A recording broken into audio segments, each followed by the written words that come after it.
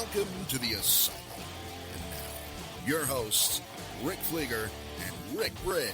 Second time's a charm. That is right. This is the Asylum Fantasy Sports Show, now a proud member of the Full-Time Fantasy Podcast Network. Find it at fulltimefantasy.com, at Fulltime Fantasy, on the tweeters. And as always, you can find the show at Asylum Football on Twitter, asylumfootball at gmail.com, asylumfantasysports.com. Check out everything over at Full-Time Fantasy, $35 Best Ball League, startup, all kinds of excitement for the free Best Ball World Championships. Anything you need to do, get your butt out to Vegas, do some drafting. It's going to be a good time. This intro is getting longer and longer, Rick, and frankly, I'm having trouble handling it. Well, that's okay. I mean, it's just so much happening, and you try to condense it. Right. We can just roll with it. Yeah. We're okay. I mean, we are Fleeger and Briggs. This is the Asylum Sports Show. As Rick said, we're on the Full-Time Fantasy Podcast Network and growing each day. You can find us through the network on iHeartRadio, Spreaker, YouTube. Essentially, you can't hide from us No. at this point. We are everywhere. We may be going into other venues, Clipcast, other things. So, I mean, you can find us Spotify. There's another one. I mean, you can find us everywhere. Sadly, so there's no excuse. Yeah, sadly, I don't know what half of that stuff is, but you smart people probably do. So, Rick, a lot going on. We got a special guest coming on here real soon. But before we do that, before we get into football, want to get golf expert, golf professional Rick Briggs' thoughts on the Open that wrapped up over the weekend. You know, I was excited, as I said last week, about it going to Royal Portrush, and I don't think the course disappointed. It was just one of those tournaments where one guy played his butt off and nobody could keep up with him. Yeah, we saw Tiger do it before. We've seen Jack do it before, and some of the other guys over the years. Somebody just happened to get hot. It just wasn't that exciting towards the end. But I think the venue should return. I thought it was a very nice course to play and to watch it on. And it was all my complaining I did about it leading up to last week. Kind of the camera angles were good. A great job on the coverage by NBC. The course was kind of green. Yeah, very green, yes. You got the weather. All the stuff I griped about wasn't there. I'll tell you, at the beginning of that tournament was probably one of the most fun I've seen in a long time. Sunday kind of came and went with a thud after all the events of Saturday and Lowry just lapping the field. But you go back to Thursday and Rory coming out as the favorite and throwing up all over himself. Duvall shooting 15 and then winds up being a 13 on a hole. The sun shining, it's beautiful. Then it, like a light switch, like you expect to happen in the Open. Somebody turns it on and it's raining sideways and the wind's blowing. Brooks Koepka wanting to kill J.B. Holmes. There was a lot of intrigue to this thing. While the final outcome was pretty much not in doubt from early Saturday morning on, boy, you couldn't ask for much in terms of storylines, in terms of things to keep your attention for a tour. It was, especially Thursday and Friday, were fascinating to watch. I thought it was great, yeah. And like I said, other than the fact that the finish was just really ho-hum. I mean, you look at the top, the top 5 players, final round scores, 72, 74, 71, 73, 74. Nothing really spectacular happened in round 4. You know, the door actually was open for somebody like a Fleetwood or a Lee Westwood to shoot a 66. Right. And to make a charge, but just no one could get anything going. And the conditions Sunday didn't help that at all. No. It was, these 71, 72, 73s were about the best you could have conceivably hoped for.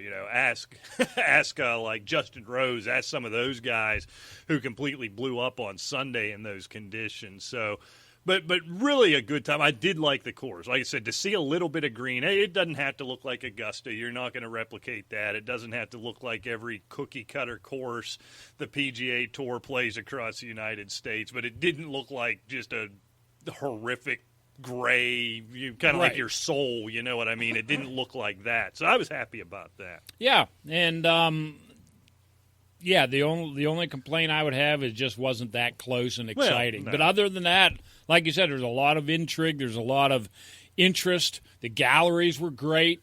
The weather wasn't bad. It was typical open weather, beautiful 1 minute, horrible the next, and so forth. Is it like that all the time over there? It must be, because every British Open I ever watch is the same. It's the only realm I have to think of, that area of the world is through the Open every year. And I just couldn't imagine living in a place where every 4 minutes the weather changes 180 degrees completely every 4 minutes. It seems depressing.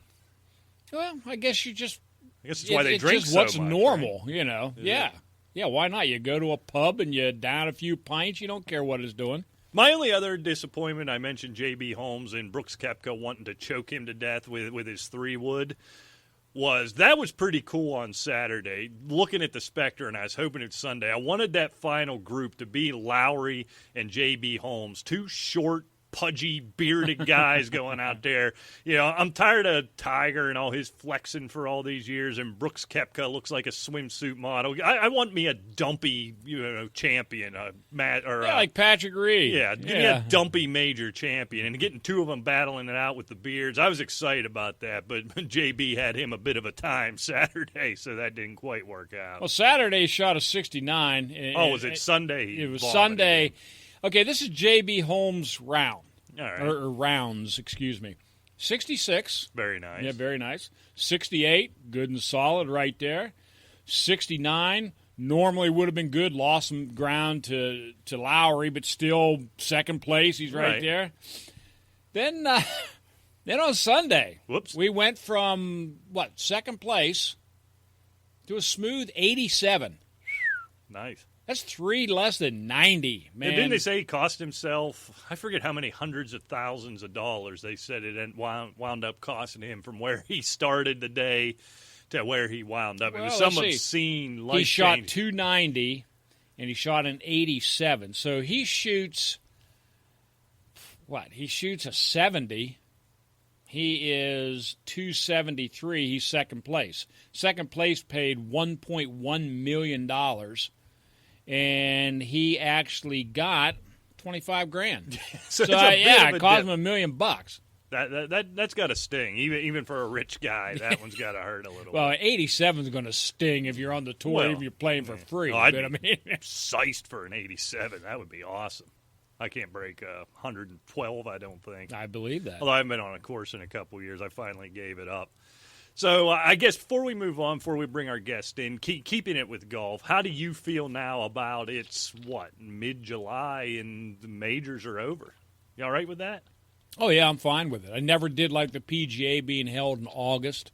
And, we talked about it last week. I thought it was excellent that the PGA was in May. The conditions were nice. The weather was better, instead of being in Shoal Creek in Alabama while everything's the color of this table. Right, 142 degrees with the humidity. Yeah, exactly. Yeah, I actually like it. I heard some purists, I guess, kind of complaining about it. But why go up against the NFL, number one? I think that's just logical. And from a weather standpoint, I think I don't care that they're doing it, but I think the real reason why they did this was try to line up things better and make the FedEx playoffs more of a thing, right? I'm never going to care about that. The fact that, isn't Tiger Woods still fifth in that, and he basically hasn't made contact since the Masters ended with a ball. So I don't know, that delegitimizes that thing to me, but I like the calendar, and I don't mind it being over. It's football time now.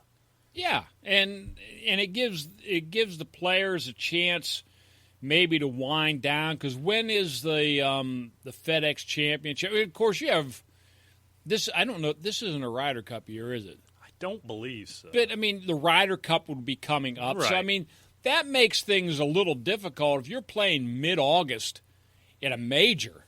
Right. That's a lot of pressure. If you're in contention, a lot of gearing up. All of a sudden, a couple weeks later, now you're at, something probably a little more important if depending how you look at it, right, with the Ryder Cup. So I don't know. Kudos to him actually moving it to May. Yeah, I like the new calendar, and I think all the majors had their intrigue this year.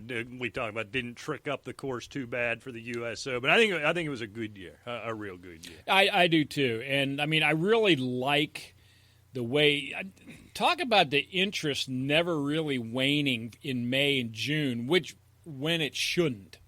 You know what I mean?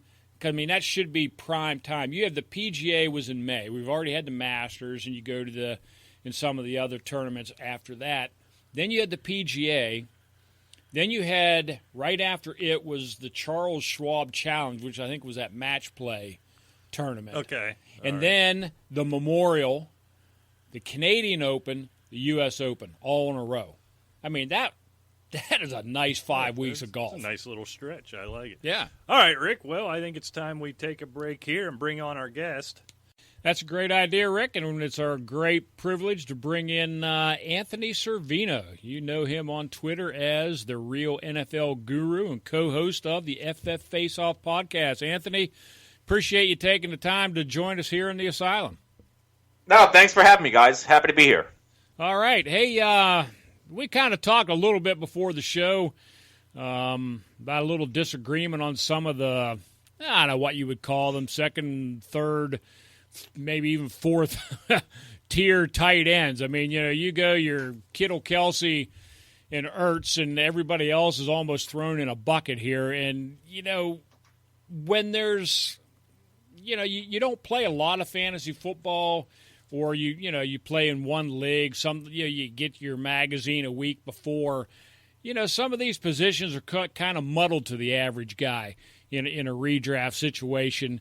And I think we might as well just start, really with a consensus right now that, O.J. Howard is the fourth-ranked tight end behind these big three. But I think everybody can agree that he's head and shoulders below them as far as stats. Yeah, outside of, Kelce, you can say he's almost in a tier of his own. And then you have Kittle and Ertz. With Ertz, there is a slight chance of a little bit of a regression because of the additional weapons in Philadelphia, because of the uncertainty if Carson Wentz goes down, and also there's Dallas Goedert. But in that next tier with O.J. Howard, not only do all the players, whether you're talking about O.J. Howard, Evan Ingram, and Hunter Henry, they all have injury concerns, and they all play with a pretty good supporting cast. Yeah, especially O.J. Howard with Chris Godwin and Mike Evans, and even a Justin Watson or Rashad Perriman coming up behind him. Yeah, and it seems like when you're talking Tampa and O.J. Howard, Cameron Brate's going to get a little share of that. He's a pretty quality tight end in his own right, and I see him playing, more than many backups do on a lot of other teams. Yeah, and Brate has always had a great rapport in the red zone with Jameis Winston. He's almost like a safety blanket. I don't really see that going away. The only possibility that I see things opening up more for O.J. Howard is if Tampa Bay ends up dealing away Cameron Brate to a team like the Patriots, which almost seems like too logical of a fit. Oh yeah, that makes way too much sense. He'll end up somewhere with a crowded tight end field. I wonder. You mentioned Dallas Goedert. Now I'm looking right now. His current ADP over at Full Time Fantasy is coming in at to me a surprising 14. With that, Zach Ertz being the almost the consensus number 2. I guess there could be some folks are making an argument for Kittle, but a consensus 2 or 3. Is there enough in that Philadelphia offense? Can this offense operate in a way to support both of these tight ends as a top 5 option and even another viable number 1 tight end option? I like Dallas Goedert a lot in dynasty leagues. If I'm buying a Eagles tight end for the future, it's Dallas Goedert. But for your standard redraft league, I can't do it because of Zach Ertz and Deshaun Jackson and Alshon Jeffrey and everything else they have going on there. Maybe we see a little bit of an uptick in production from what we saw last year out of Dallas Goedert, but unless you're in a tight end, in a league where you can start 2 tight ends, I just can't see drafting Dallas Goedert that high. Yeah, it's surprising. He just seems to get more and more run, and I'm having a hard time, sort of justifying it in my head. So we talk about that, lock him up top 3. You talk about O.J. Howard. I agree. That's an excellent point. He's kind of in his own little tier there before everybody else comes up after that. If there's one guy out there that you're looking, you're missing those top 3, you don't pull the trigger on O.J. Howard, is there any tight end out there right now who could break into the top 3, who could bust up that top 3, assuming no injuries, of course? I don't know if there is a tight end out there that can bust into the top 3, but if there's a tight end that I'm taking, I'm waiting and taking Vance McDonald. Vance McDonald has a little bit of an injury concern in his past, but he is playing on the Steelers team that they lost Jesse James, who took some red zone targets away from Vance McDonald. They also lost Antonio Brown. And Vance, I believe he was 3rd on the team in targets last year behind Juju and behind Antonio Brown. And I know everybody is making a big deal out of Dante Moncrief and Deontay Johnson and James Washington, but I've said this all off season long. If Vance McDonald can give you 15, 16 games, he is going to be the number 2 in targets on the Steelers. I truly believe that. You're preaching to the choir here. We're up here in Northwest PA, and I'll tell you what, especially with Jesse James gone, I agree with you 100%. There's a little bit of injury history with Vance McDonald, but when this guy is right, he's top 5 tight end. If he stays healthy, no question about it. And I tell you what, the guy is a beast. I mean, it's still legendary, the stiff arm from last year. I mean, it's just classic. And, like I said, with Jesse James gone off to Detroit, he's basically by himself. And it certainly is a bit of a gamble, I think, on the Steelers' part because of his injury history. But if he stays healthy, man, they're golden. There's no doubt about that. Another tight end that I like, you can wait. In the Scott Fish Bowl, I basically punted the tight end position and grabbed a few late guys like Trey Burton. He finished as the tight end 8 last year, and he's going almost as 15th, 16th tight end off the board. Jimmy Graham had 91 targets, and he's an afterthought. Jimmy Graham is going in his 2nd year with Aaron Rodgers, which is going to help their rapport. Jimmy Graham, if you look back into his statistics, in his 2nd year with every team, whether it was the Saints or the Seahawks, he had a big season. And I don't think much has changed in Green Bay. It's the same cast of receivers, so I believe Jimmy Graham is going to drastically outperform his ADP. Yeah, I agree. Jimmy Graham is a proven commodity as well, and he's starting to get a little bit up there in age, but 32 certainly isn't over the hill yet, and he's got a lot of good football with him, and certainly with Aaron Rodgers, there's a premier quarterback, and they're going to have to really score a lot of points, I think, this year because their defense is suspect, and, quite frankly, I think a lot is on Aaron Rodgers this year. McCarthy's out of town, and he's already feuding with LaFleur a little bit. So, I think there's a lot to prove with Aaron Rodgers, and Jimmy Graham can certainly alleviate a lot of problems in situations where you see Aaron Rodgers running around and throwing it out of play to save a sack and so forth. And like you said, with 2nd year with this offense, he could very well be I don't know, top 8? Is that feasible? When you start looking at you get rid of the top 3 and even Howard, there's a lot of mixed emotions with those tight ends up there.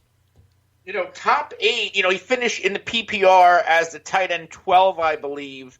And he was barely visible in the red zone. And again, 91 targets in that offense. If he scores a couple of more touchdowns, then yeah, he's a top 8 tight end. Yeah, I agree. And let's face it. We look at, we kind of, format the show to a lot of redraft people that they're not just geeks at 24/7 with football. Like us. Yeah, like us. That's what I'm saying. Eric Ebron, the 13 touchdowns last year, just an amazing year. I'm not agreeing with his ADP with Jack Doyle coming back. I think Eric Ebron, although going to be solid, I think there's some regression there because Jack Doyle has a history with luck, and I don't think that he's going to be sitting on the bench, and it just evens out, I believe, in this Indy offense. And disclaimer here, Anthony, before you respond to that, if there is one tight end in the league that Rick Briggs could start a life with, it would be Jack Doyle, so be careful how you respond to that. I like Jack Doyle a lot, and I also expect a regression out of Eric Ebron, with or without Jack Doyle in the lineup. Because if you think back to free agency, they brought in Devin Funchess, who is essentially, he's almost like another tight end, big-bodied presence, with a good catch radius in the end zone. I think Devin Funchess is going to take some of Eric Ebron's red zone targets. And then Jack Doyle, when Jack Doyle and Eric Ebron were both healthy last season, Jack Doyle was the go-to guy in between the 20s, and then we saw Eric Ebron get the ball in the red zone. Jack Doyle last year, week 1, he was a tight end 7. In week 8, when he came back, he had 19 points. He was a tight end 2. So he saw the production as well as Eric Ebron. So if I'm taking any Colts tight end, I'm probably going to fade Ebron and take a Jack Doyle a little bit later. It was just so much fun to watch Ebron succeed in that offense after the brutality we all, as a fantasy community, laid on him his entire time in Detroit. Let's spin back. You talk about how cool it would be to send a Cameron Brate to New England. I guess, number one, you can't really answer. Just curious. I like to take everybody's temperature on this. Do you think, we see Gronk before this season comes over? And if we don't, is there somebody else up there at that tight end position who can even come within a sniff of the type of production that Gronk put up? I think there is a chance we see Rob Gronkowski. I know he was taken by over 30 participants in the Scott Fish Bowl. I know he is still being taken in deeper leagues. But if Rob Gronkowski doesn't come back, and if you've seen recent pictures of Gronkowski, he looks like he dropped 50 pounds. So I don't know how he could come back in the shape he's in right now and still be the same player, especially blocking-wise. But there's really nobody else. Ben Watson, coming back from a suspension, what is he going to give you at his age? You talk about Jimmy Graham being, over 30. I think Ben Watson's, 37, 38 years old. Yeah. Matt Lacoste, very unproven commodity. They signed Lance Kendricks today. So They're trying to find a tight end. I just don't know if they're going to pick one off the streets or they're going to have to go trade for one.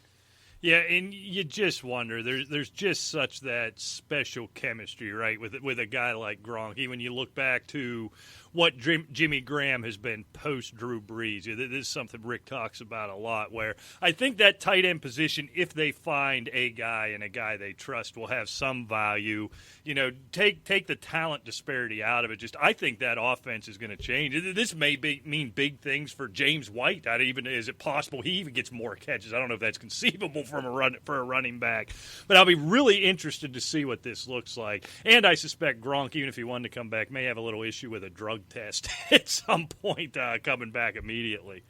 You alluded to something, Rick, with Jimmy Graham and the chemistry he had with Drew Brees.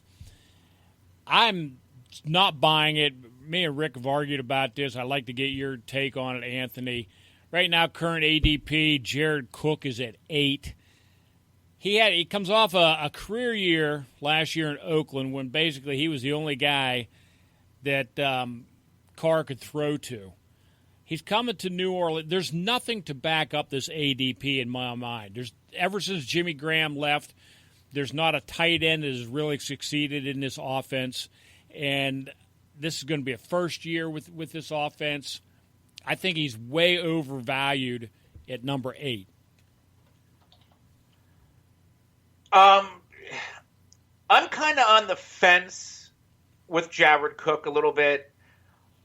I think the opportunity is there. You know, you say that the Saints haven't really had a good tight end since Jimmy Graham, but I don't think until now with Jared Cook they had an athlete with the same caliber or similar caliber to Jimmy Graham like they have in Jared Cook. Kobe Fleener wasn't it. Ben Watson, we just talked about him a little bit. Ben Watson had a really good year. I believe it was 2015, 74 of 110 targets, 6 touchdowns, 825 yards. So, yes, there is production to be had. The good thing for Jared Cook is outside of Michael Thomas and Alvin Kamara, there is not a lot of proven pass-catching targets on the Saints. Traquan Smith, we don't know what he is. And outside of that, what else do they have? So Jared Cook could ultimately become the wide receiver 2 on the Saints. Almost like we saw with Eric Ebron last year with the Colts. Yeah, I think you and my cohort over here are in the same camp. I'm just not. Why you hate Jared Cook? I don't hate Jared Cook. I don't. I'm just not ready to jump in all the way on a Jared Cook at 8. Vance McDonald's below him. Njoku's below him. I agree. The opportunity, the potential, I guess, is there in that offense, obviously. I don't know. There's just something, you can call, this day and age, everybody's a hater or something.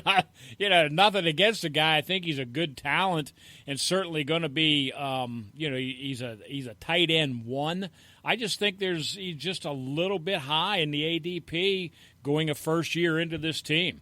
But that's me. It's 2-1, and I lose this one. That's right. So we got some big names, some name brand tight ends coming off injuries. Delanie Walker, Greg Olsen, Tyler Eifert. Unfortunately, boy, it's so exciting a few years ago and having injury concerns. Anybody out there, maybe kind of those name brand guys who have slipped into the late teens and 20s for their ADPs that you think we could expect a bounce back for, that you may find a value with? If I am going to take a chance on one of the aging tight ends coming off of an injury, I know today we heard the news that Greg Olsen said he's been medically cleared for football activities with no limitations for a few months. But he has Ian Thomas behind him, who looked like a completely different player in the final quarter of last season than he did in the first quarter of the season. Speaking of Ian Thomas, Tyler Eifert is productive when he is on the field, but again, it seems like Eifert can never stay on the field. Delanie Walker's my guy. Delanie Walker is the player, is the tight end coming off of an injury that I'm really intrigued by, because we know what he can do with the Tennessee Titans and with Marcus Mariota. He never really missed a lot of time before last season. And I think he still has some juice left. Yeah, absolutely, and opportunities in that offense. I think he can be a big part of it, a big asset to a quarterback. With the limitations, I guess we'll say, of a Marcus Mariota. Well, go ahead. With Greg Olsen has always been productive because he was really their wide receiver 1. Now in Carolina, if you factor in Christian McCaffrey, DJ Moore, and Curtis Samuel, Olsen, or the tight end position as a whole, doesn't really have to be leaned upon like it did in the past. Yeah, that's true. I mean, he came to Carolina the same year that Cam Newton arrived in Carolina, and obviously they became a tandem. We talked about this a little bit last week on the show. Olsen essentially accounted for 25% of all, of Newton's production, passing yards, passing TDs, passing completions. And, I mean, that is a huge chunk of that offense when you factor in the amount of yards that Cam Newton rushed for. So Yeah, I agree with you. With Ian Thomas behind him, we may see a little less of Greg Olsen because they probably want him for 16 games if they're going to get into the playoffs, and they're going to need him. There's no doubt I think this guy is a guy that Cam Newton trusts and leans on, and he's a team leader. So they definitely want him there for the entire season. Delanie Walker, still, I think you're right. I think he has plenty in the tank. Mariota has some limitations, but I think that makes Delanie Walker even more valuable. Yeah, and aside from last year, since 2013, his first year with the Titans, Walker has had at least 86 targets, 60 receptions, 571 yards, and 3 touchdowns. Right. I'll take it. All right, well, Anthony, we'll get you out of here on this. This is sort of the $1 million question for me. My ears perked up. I've got a brother in arms in you in that even in a league geared towards rewarding tight ends, I waited way too long in the Scott Fish Bowl myself to start picking up tight ends. But in your average redraft league, in general, now if one of these guys falls, obviously there's a million scenarios where this could change. But in general, where do you start looking for your tight end? Do you seek out those top 3? Are you looking for O.J. Howard, or are you waiting, digging for gold later on in your draft? I find myself waiting till at least, rounds 8, 9, 10 to try to get a Vance McDonald. And if that doesn't work out, then I'm going to wait even longer and go get a Jimmy Graham and, a Mark Andrews and pair those two up and stream the position. Yeah, I'm with you there. Yeah, no doubt. One final question, Anthony. We've got to hit it. You and I talked a little bit, I think, on the Twitter there. A guy that I had probably 6-7 years in a row, 10 years ago, Jason Witten, coming back out of the booth to save Dallas Cowboy offense from disaster. Is there any value in this 37-year-old with bad knees? Almost similar. I forgot who we were talking about earlier, but almost similar to a Dallas Goedert. If you're in a league where you can start 2 tight ends, or if you're in a tight end premium league where you get points for a first down, or a Scott Fish Bowl, then yeah, I believe Jason Witten's going to have value, maybe even a PPR league. I don't think Jason Witten is going to do much in terms of yards after the catch, but he has a pre-existing rapport with Dak Prescott in the red zone. Jason Witten also knows where the first down marker is. So he knows that he can make his, a 3-yard outcut across, the first down marker and fall down, which is what we are going to see out of Jason Witten. He could catch 60 passes and average really, for no yards. But he doesn't really need to. In a PPR league, all you're worried about is receptions and touchdowns, and that's something I think we can see out of Jason Witten. I tend to agree with you. And that's got to excite you, Rick. That is the longest, healthiest relationship you ever had. I swear Witten. To God, Anthony, I probably owned him 8-9 years in a row, and he never let me down. I'm glad he's out of the booth. Look at the other tight ends on the Cowboys roster.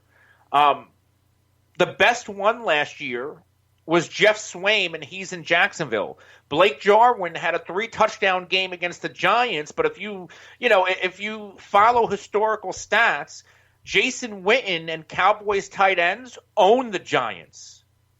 Right. So that could be more of an anomaly with Blake Jarwin. I think Jason Witten is going to be, he's not going to be what he was, but can he get you, 4 or 5 touchdowns and 60 receptions and 400 or 500 yards? Absolutely. And if you're waiting to the double-digit rounds, I think you'll take that. Well, Anthony, we certainly appreciate your time. Great stuff. Why don't you take a minute and let everybody know where they can find you? You can find me on Twitter at The Real NFL Guru. You can follow my show at the FF Faceoff, at the Full-Time Fantasy Podcast Network. And we also have a live stream on YouTube. We're on all the top social media platforms. And I'm also the senior NFL and fantasy football writer at Gridiron Experts. Okay, I tell you what, check him out, Anthony. We certainly appreciate you taking the time to join us here And, I hope before this season's over we can enjoy your company again. Absolutely, anytime. All right, Anthony, you take care. All right, that was good stuff there with Anthony. Rick, moving on from tight ends, there just happens to be a position that I think we have a little bit of subject matter to talk about, and that's wide receiver. All right. From the Kansas City Chiefs. Yes. A sticky wicket, if you will. And is it? I mean, okay, everything else aside. Okay. We know that Lord Goodell is crazier than a loon when it gets down to discipline. Right. In fact, I even put a tweet up. I put a roulette wheel up there, and it's called the Goodell suspension wheel because that's noted Twitter troll. That's Rick basically Briggs. what it is you have no idea what is coming down the pike. Put that aside. Okay. Okay. So I want to go back to that, but I'll put it in a box for now. Exactly. Okay.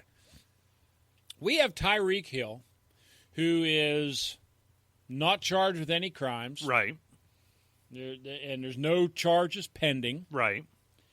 And the NFL, for whatever reason, were not supplied with or could not obtain facts or subject matter involving that incident. Right. Decided not to suspend Tyreek Hil. Stunner. An absolute stunner. It is an absolute stunner. Point being, there was a lot of chatter out there from analysts, from fans, whatever, on Twitter, in the social media, on how they wouldn't touch him with a 10-foot pole. Liars. Whatever. If you care about your fantasy football team and Tyreek Hill's there when you want him, are you taking him because you don't like him as a person? Is he actually coming to your house that's the point. and taking care of your children or spending time with your wife and beating them up? I mean, is this has nothing to – it's fantasy football. He is a phantom. He's a number.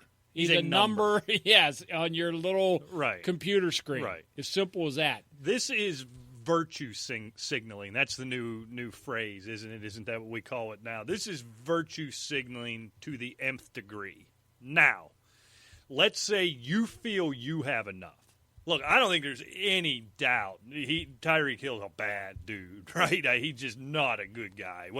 Whether or not he did this, I don't know. I don't know if this is a circumstance where he actually didn't do it or there just wasn't enough proof. It doesn't matter for the purposes of this discussion. But I think we know he is a bad dude. So if you feel so strongly about that, so strongly that this happened, or so strongly that you don't want to support Tyreek Hil, I'm okay with that. So here's what you do. You don't buy his jersey. You don't buy tickets to Chiefs games. Maybe you go so far as to, if you're going to employ people that I consider this crummy as human beings, to use your word. I always say, well, I don't know why I say crummy, I think of you, but you say that a lot, and it's an old-timey phrase. But anyhow, I'm going to have nothing to do. I'm not going to watch the NFL. I'm not going to buy tickets. I'm certainly not going to wear this guy's jersey. All right, now you're taking action. Here's what's not taking action. Getting on Twitter and saying, I would never draft Tyreek Hil to be a part of my fantasy football team because of these allegations or because of these high crimes and misdemeanors. Who cares what you're going to do with your stupid fantasy football team? First of all, if your pick comes around in the 9th round and you're in a league with a bunch of other virtue signalers and he's still sitting there, you's going to take him. I guarantee it. But you're not proving anything to Tyreek Hil. You're not proving anything to the NFL.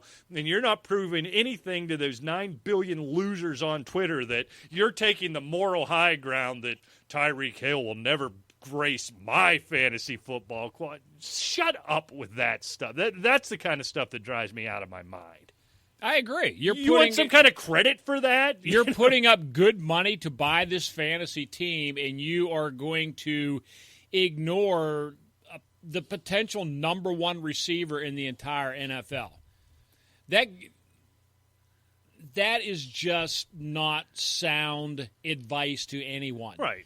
And us sitting here blathering into these microphones, trying to talk common sense into the average redraft player and so forth, don't let personal feelings get into it. If you are a Cleveland Browns fan, are you going to ignore – did you ignore Antonio Brown for all those years as a Steeler because you don't like the Steelers? Or as a Raven fan, you ignored Antonio Brown or whoever, whatever team hates another team? If you're a Packer fan, did you ignore whoever, Tariq Cohen on the Bears because you don't like – no. I mean, it has nothing to do with the success of your fantasy, which is a fake football team. Right. In hopes that you win a little money, a little bragging rights against your buddies. Right. Now, let's take that aside. I would never do it, and I don't recommend doing this.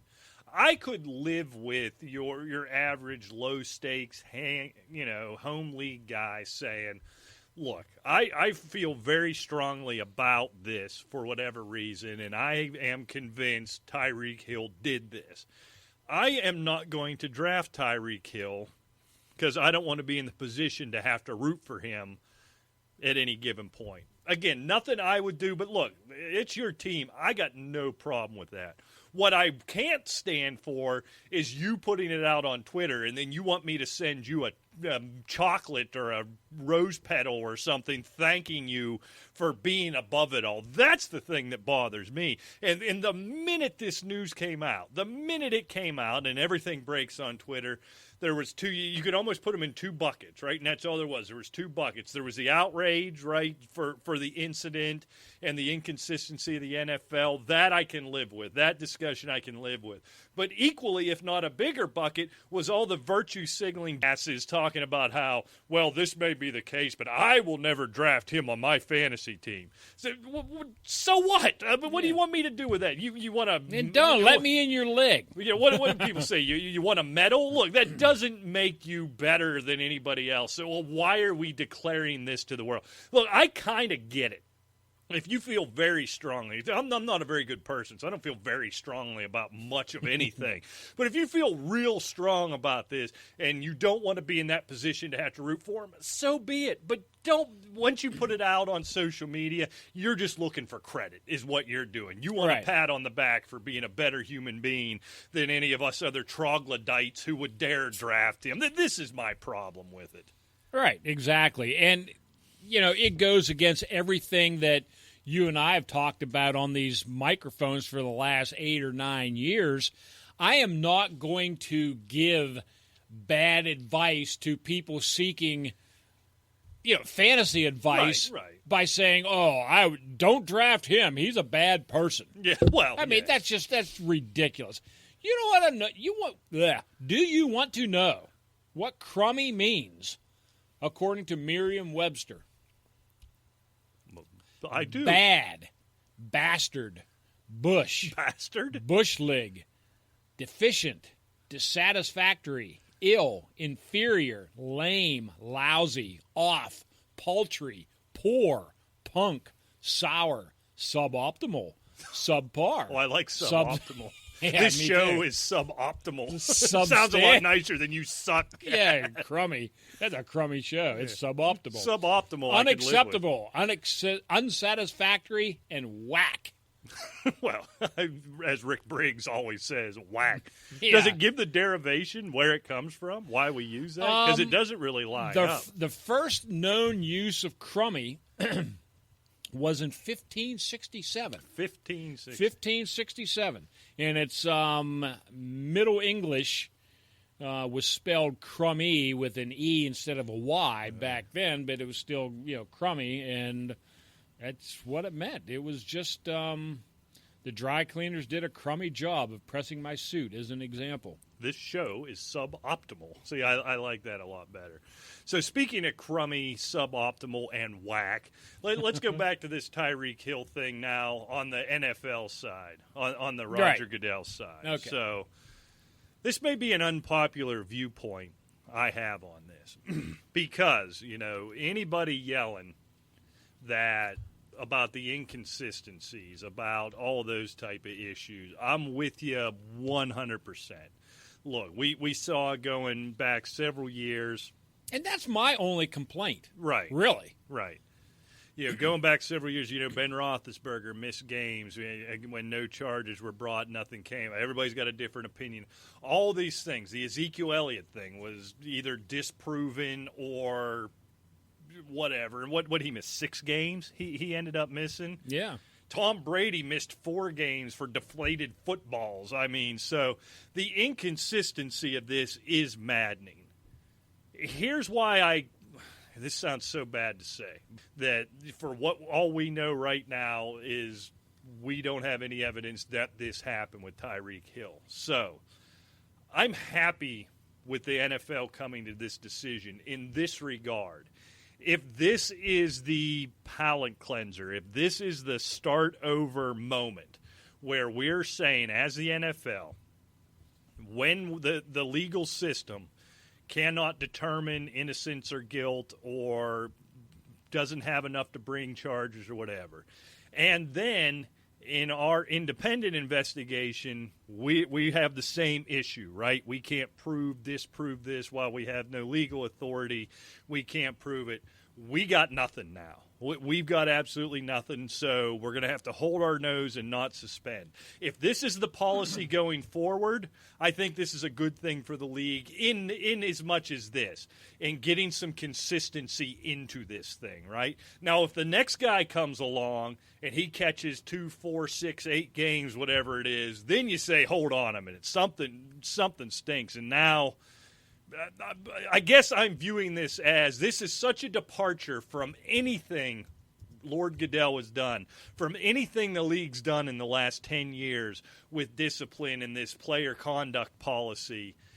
If this is that start over point where we're going to defer more to the legal system and, only assign accountability where things can be proven either in the court of law or by even by your NFL security, I think as icky as this feels, I think this might be a good thing. Now, do I have any confidence that the next guy won't get 12 games for jaywalking? No, I don't have any confidence in that.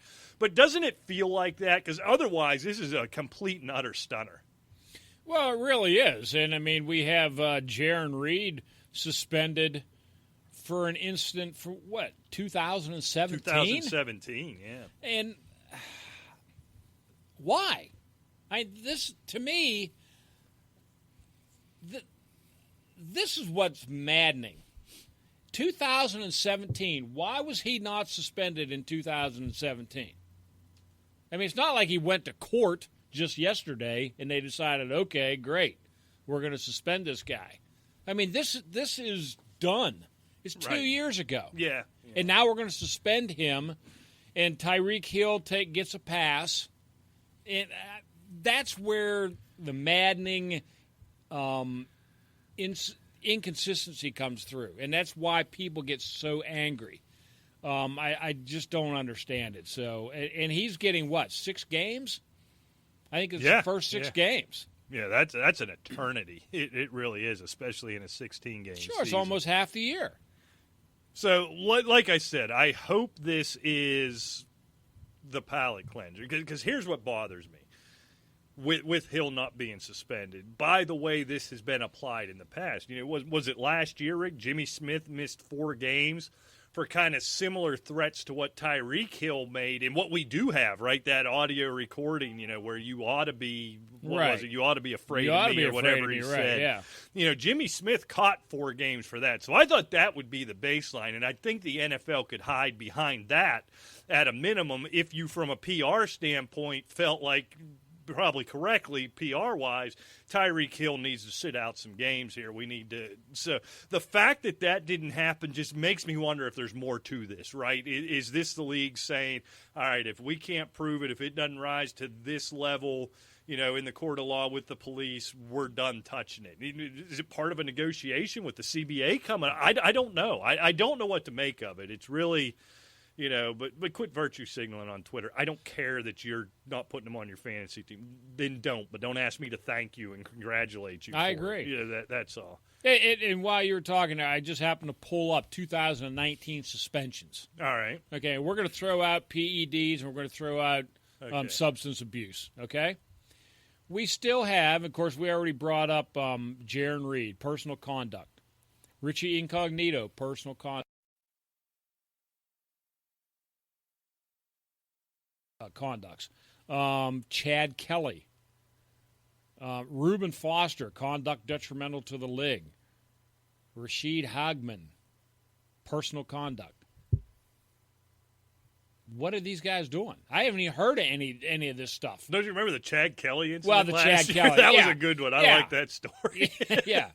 That's the child being involved makes it worse. But the Reuben Foster deal is kind of very similar to this, right? Where, you know, his girlfriend, or I know it's not Reuben Foster's wife, girlfriend, whatever she is.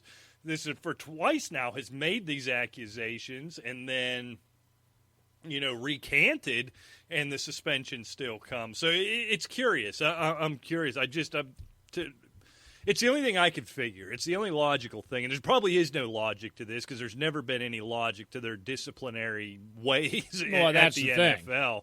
But I don't know. Exactly. I don't.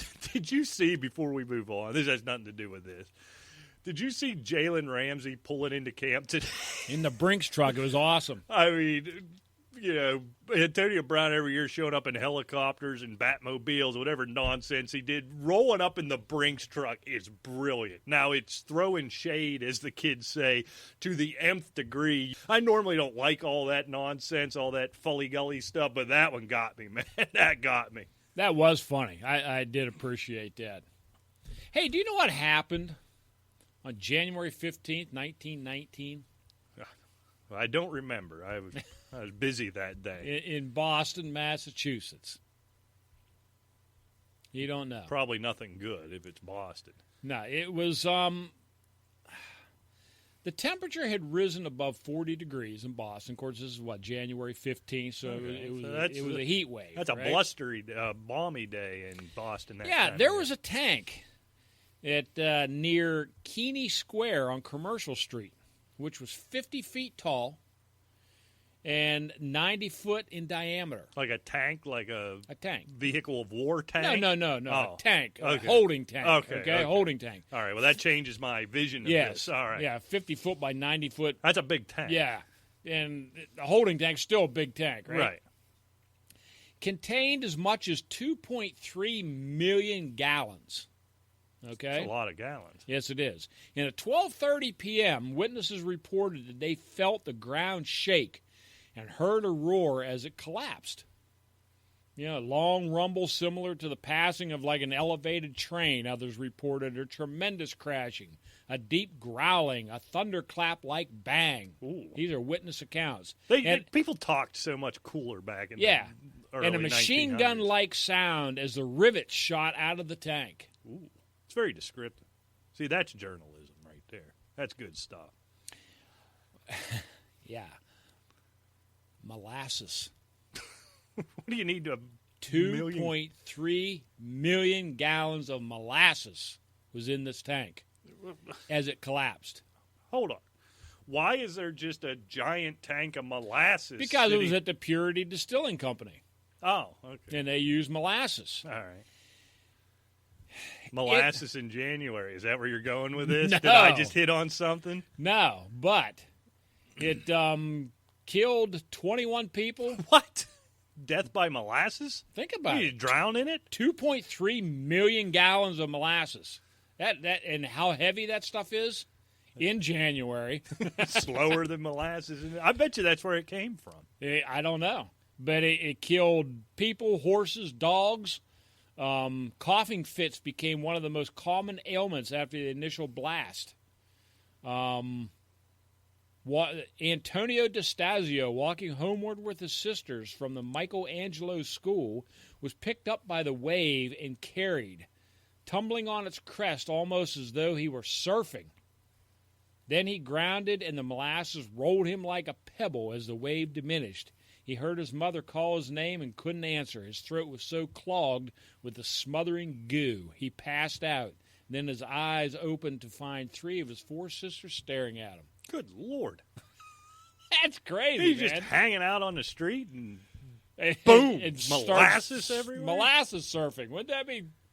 That would not be fun. Well, if you knew it was coming, it would be fun. Like if you could plan for Molasses. I mean, you ever try to get that just a little bit off your hands? it. I'm not certain I've ever, as a standalone product, had molasses. No, I just thought maybe your mom made molasses cookies or I don't something. think, Really? Oh, I love as those an things. ingredient in many things. I'm Yeah. sure I don't think I've ever had it. Like put it on my bread or something. you Oh, know. really? Not that I can remember. Maybe when I was a kid and I don't No. remember. I used to put. Because we grew up like Amish, so it sounds like something we would have eaten. Yeah. You know what I mean? But it doesn't stick out to I me. used to put molasses and or sorghum like on biscuits. Good, love it. But I don't think may I have, like but I don't 2.3 million gallons of it. No, but that How do you find this stuff? Where did you find that?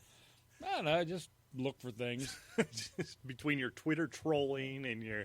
Who employs you? That's what I want to know. I can't say. Let's talk about it. Rick Fleeger. I had that The dream. Asylum. I had that dream. So, yeah, I was telling Rick I did have a dream where I'm going to win the lottery and build a big podcast studio, and I was going to hire him to run it while I was out spending my millions. But then I remembered what a horrible employee he is, so I don't think I'm going to do that. But we'll still do the show. Yeah, I mean, I wouldn't want to run it anyway when I could just be a luxurious star like yourself. A luxurious star. Yes, I could pull that off. indubitably. Oh, God, if I won the lottery, I'd be dead in an hour and a half. I know. Mountains of blow. Mountains. Nah, of it. not off. You have to get the studio built first. Fair enough. But it's going to be hard to resist. Then you could be like, Al Pacino. We just have the bowls of it sitting there while you're doing the show. I don't know why that always goes when I have money, I think I'm going to start using cocaine. I say that a lot, so I have to believe somewhere in my subconscious that's what I want to do. So I might as well just go for it, right? I guess. Why not? We probably get out of here, huh? Or you got something else? Nah. All right. Just wheel me the studio. Wheel you to the studio? Yeah, I guess you're not going Will me. W-I-L-L. When you die. Oh, After I forgot I every was going to die Yeah, with my mountain build of blow. the studio first, then you can do the mountain of blow. Give me the studio. All right, we better shut it down. But yes, I'll do that. Saint, thanks so much for joining us this week. We will be back next week, same time, same channel. Check everything out. FulltimeFantasy.com, at FulltimeFantasy on the tweeters. AsylumFantasySports.com, at AsylumFootball, AsylumFootball@gmail.com. Good stuff. All right, Rick, I'm exhausted. Until next time, we'll see you. Take care.